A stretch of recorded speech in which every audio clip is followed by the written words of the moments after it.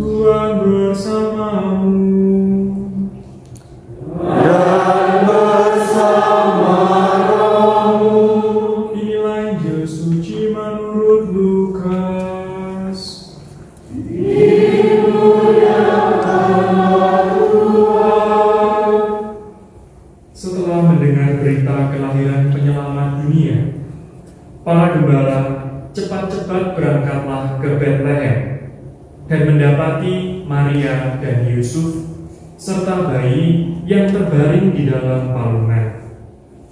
Ketika melihat bayi itu, para gembala memberitahukan apa yang telah dikatakan kepada mereka tentang anak itu. Dan semua orang yang mendengarnya heran tentang apa yang dikatakan para gembala itu.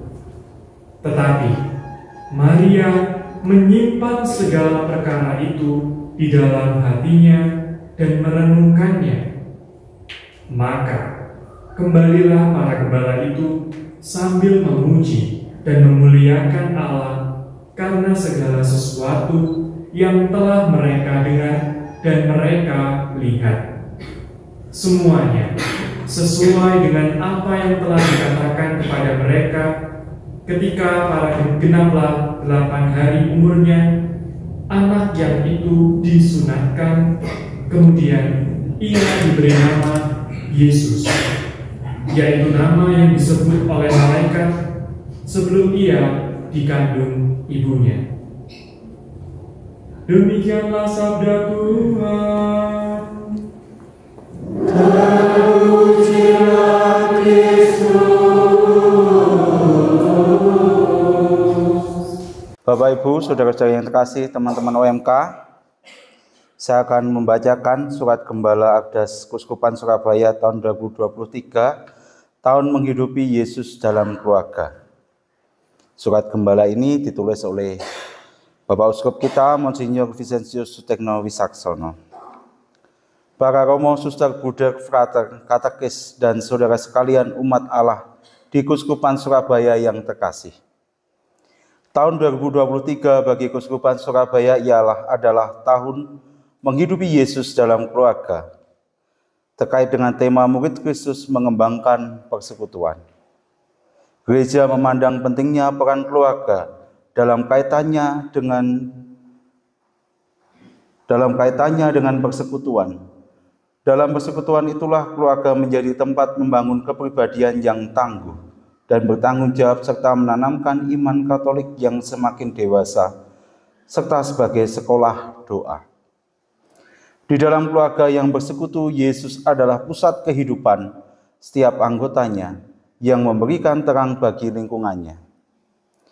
Menjadi terang pada zaman ini sangat dibutuhkan di tengah-tengah dunia yang gelap, yang terkadang membuat manusia pada saat sekarang itu tidak bisa secara jelas melihat mana yang benar dan mana yang tidak benar. Dalam kehidupan sehari-hari yang benar bisa dikatakan tidak benar, dan sebaliknya yang tidak benar bisa dikatakan benar. Hal tersebut mengakibatkan hati nurani manusia menjadi tumpul, tidak bisa membedakan mana yang benar dan mana yang tidak benar. Apalagi sekarang ini arus informasi begitu deras yang terkadang membuat yang memang sengaja dibuat menyesatkan. Untuk itulah saya dalam kesempatan ini mengajak keluarga-keluarga Katolik menjadi terang bagi masyarakat yang membutuhkan sinar cahaya untuk menjalani hidup dengan baik. Terang yang kita berikan kepada masyarakat adalah terang Kristus sendiri yang sudah ada di dalam diri kita sejak kita menerima pembaptisan. Sakramen baptis menjadikan keluarga memiliki 3 martabat Kristus, yaitu martabat kenabian, imamat, dan rajawi. Anugerah martabat kenabian menjadikan keluarga mempunyai tugas mewartakan Injil. Anugerah martabat imamat menjadikan keluarga mempunyai tugas menguduskan hidup. Dan dengan anugerah martabat rajawi, keluarga dimampukan untuk melayani sesama. Demikian juga dengan sakramen baptis, keluarga menjadi anggota gereja dan ikut membangun gereja. Hidup berkeluarga tiada lain juga mengambil bagian dalam hidup gereja sebagai suatu persekutuan.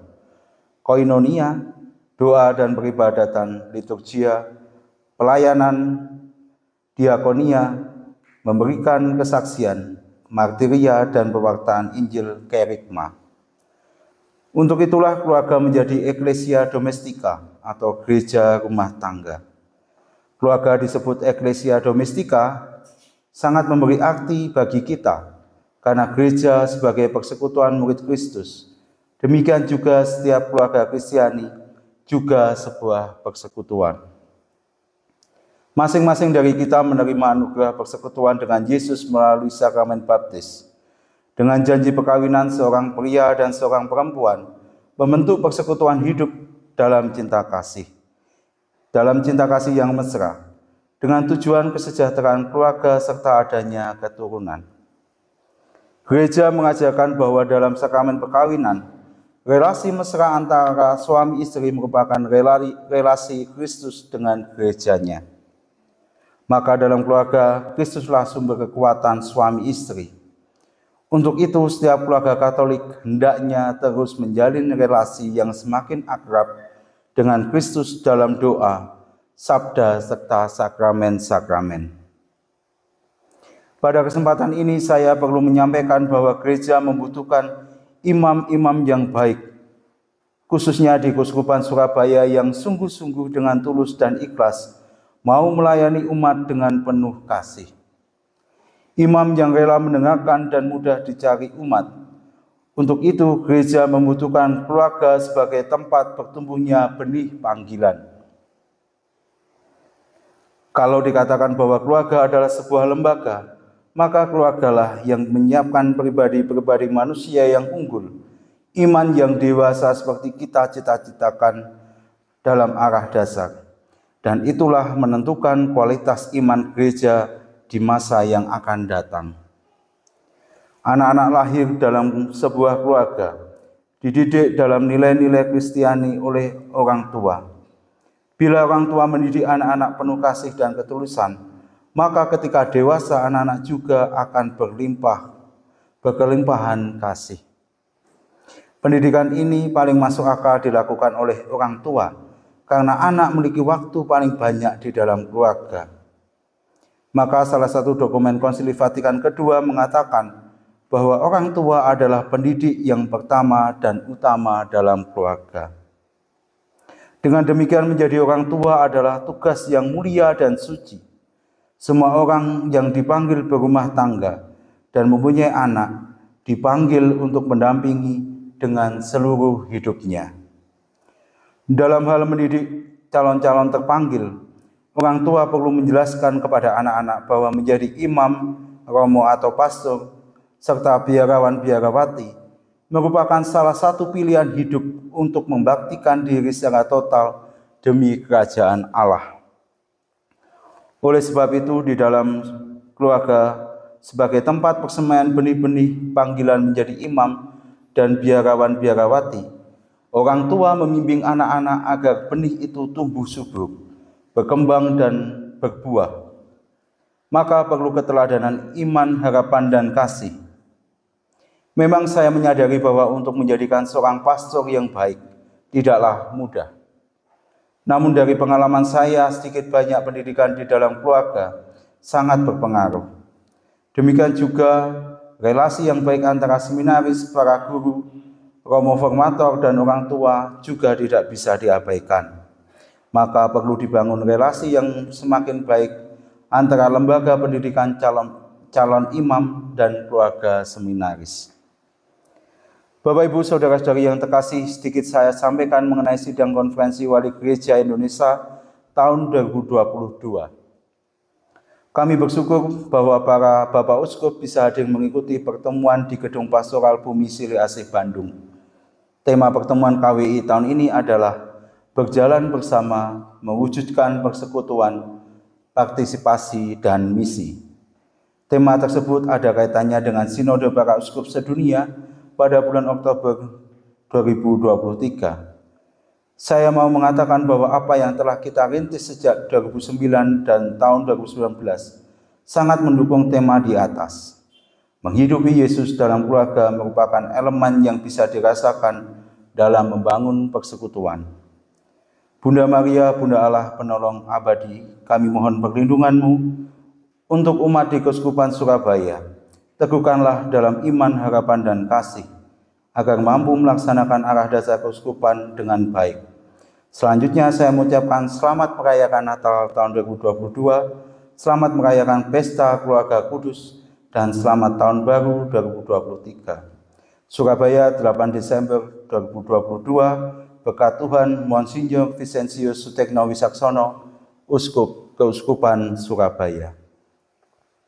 Ya Bapak Ibu, demikian saya bacakan surat gembala dari Bapak Uskup, sapaan pastoral dari Bapak Uskup untuk meneguhkan kita semua, keluarga-keluarga ini, ya, supaya Bapak Uskup mengajak kita untuk kita masing-masing punya peran dalam membangun keluarga, orang tua, anak, dan juga semuanya saling bersinergi untuk membangun keluarga yang harmonis, keluarga yang baik, sehingga seperti yang disampaikan oleh Bapak Uskup bahwa keluarga kita menjadi terang di tengah gelapnya dunia. Bapak Ibu, saudara-saudari yang terkasih, hari ini kita juga merayakan Hari Raya Santa Maria Bunda Allah. Bunda Maria dipilih dan dipanggil Tuhan secara istimewa. Dia seorang muda, gadis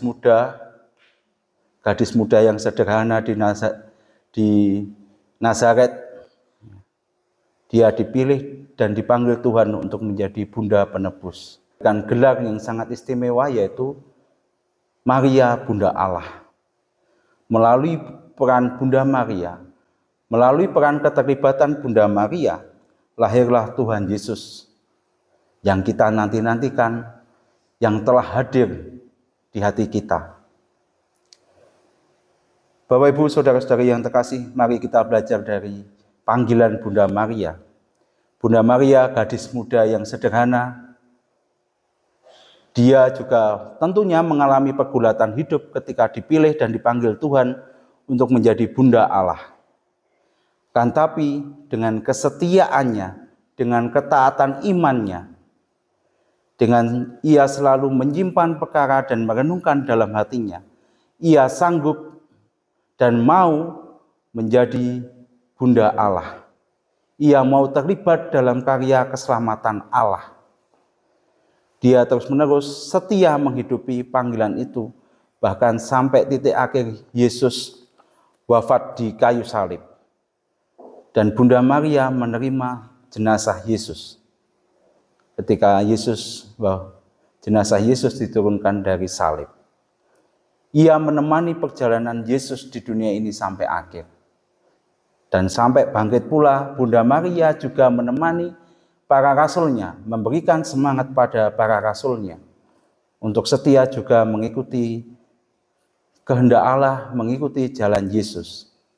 Bapak Ibu, semoga kita bisa belajar dari Santa Maria ini, Bunda Maria, Bunda kita semua, untuk semakin taat kepada Allah, mengikuti kehendak Allah dalam hidup kita, setia, senantiasa merenungkan seluruh hidup kita, persiapan hidup kita dalam hati kita, dalam bimbingan Roh Kudus. Terutama saya juga menyapa teman-teman OMK yang telah 2 hari ini berkumpul. Teman-teman, Bunda Maria itu dipilih ketika masih muda.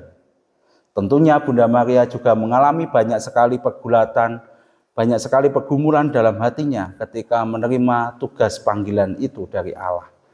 Tugas yang sangat berat. Teman-teman, dalam proses kita dari kemarin pagi sampai sekarang, kita telah berproses, kita telah dibentuk. Dan tentunya kemarin kita sudah membentuk pengurus OMK. Semoga semuanya, terutama para pengurus, juga belajar dari Bunda Maria. Bunda Maria itu muda, sama seperti kita. Tapi Bunda Maria mau ikut ambil bagian dalam karya keselamatan Allah. Semoga melalui Ekaristi ini, perayaan Hari Raya Bunda Maria, Santa Maria Bunda Allah, kita belajar dari beliau bahwa kita juga bisa setia dan taat menghidupi semangat iman kita, menghidupi tugas tanggung jawab kita sebagai kaum muda, bahwa kalian juga dipanggil untuk karya keselamatan. kalian dipanggil untuk membangun persekutuan umat di paroki Kristus Raja Ngrambi ini. Dengan semangat kemudaan kalian, dengan kreativitas kalian, mari kita bersama-sama tumbuhkan semangat iman juga untuk mewarnai gerak karya paroki kita, paroki Kristus Raja Ngrambi. Semoga Ekaristi ini juga menguatkan kita semua, sehingga kita juga mampu menghidupi iman kita, menghidupi peran kita sebagai orang Kristiani, sehingga kita menjadi terang bagi dunia yang saat ini mengalami kegelapan dosa, mengalami ketidakpastian. Semoga melalui kehadiran kita bisa memberikan terang bagi sesama. Berkat Tuhan menyertai kita sekalian.